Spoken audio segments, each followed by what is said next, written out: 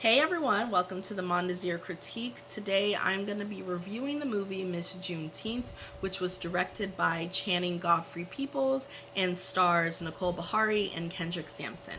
So this movie is about a working class mom in a small Texas town named Turquoise who is determined to prepare her 15-year-old daughter to participate in and win the Miss Juneteenth pageant. It's a title that she held for herself years ago, and she hopes that this title will bring her daughter new life and new opportunities. Do I like this movie? Yes, I do. I really like it. It's a quiet, personal movie that is anchored by a simmering performance by Nicole Beharie. It's a really unique portrait that sheds light on a small holiday that is starting to get national attention. And for those who don't know, Juneteenth is a June 19th holiday that celebrates the day slaves in Texas were notified of their freedom, a whole 2.5 years after the Emancipation Proclamation was signed. This real-life pageant awards the winner with a scholarship to attend an HBCU, otherwise known as a historically black college or university.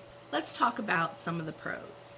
This movie is such a great profile of the aftermath of somebody living after their dreams were shattered. It's about dashed dreams. It's about missing out on what a dream was supposed to do for you, or realizing that that dream actually didn't help you as much as it should have. It's also a great spotlight on Black working class people who are looking for a better life that always seems a little bit out of their reach.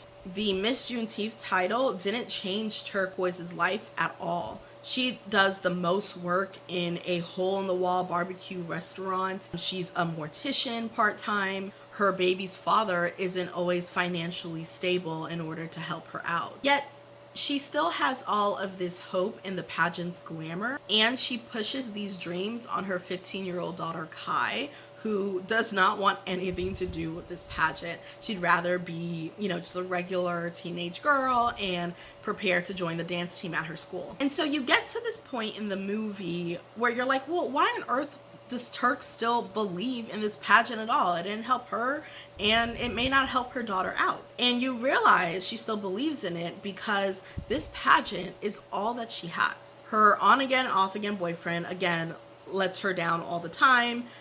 He's played by Kendrick Sampson, and his name in the movie is called Ronnie. Turk's religious mother refuses to help her out without being super judgmental. Everyone in town never fails to remind Turk that her life did not turn out the way that she wanted to, and everyone just reminds her that, or makes her believe that she somehow destroyed all of her chances in life. Every other person in her life is a really big letdown, and this pageant is the only resource that may change Turk and Kai's life. It's also the last time that Turk had something that was all her own, and it's a sentiment that she actually utters being the most important thing to her. Let's talk about some of the cons. Nicole Beharie is really, really good in this, but it's not an outstanding performance in my opinion.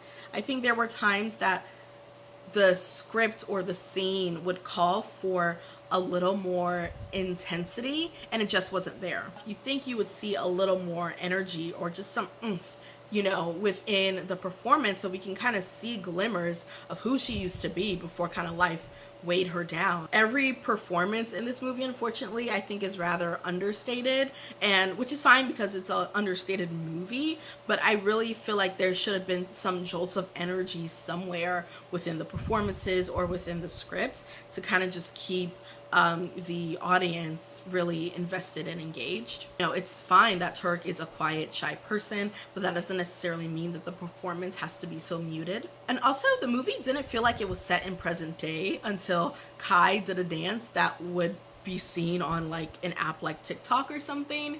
I feel like everything else in town seemed like it may have been like from the 70s or 80s. Maybe that was intentional because, people in poor towns don't have brand new fresh stuff, but it just felt a little distracting to me. Would I recommend this movie? Yes, I would. Again, it is actually a really competent and interesting story about someone dealing with dashed dreams, and it tells this story well. The director, Channing Godfrey Peoples, this is her very first feature film, and I'm really excited to see any other kind of character studies that she does along in her career. So yes, I do recommend it, and I think you'll enjoy it, and I think it's an important movie for the time that we're in right now. And that is the Mondesir critique. I'll see you all later.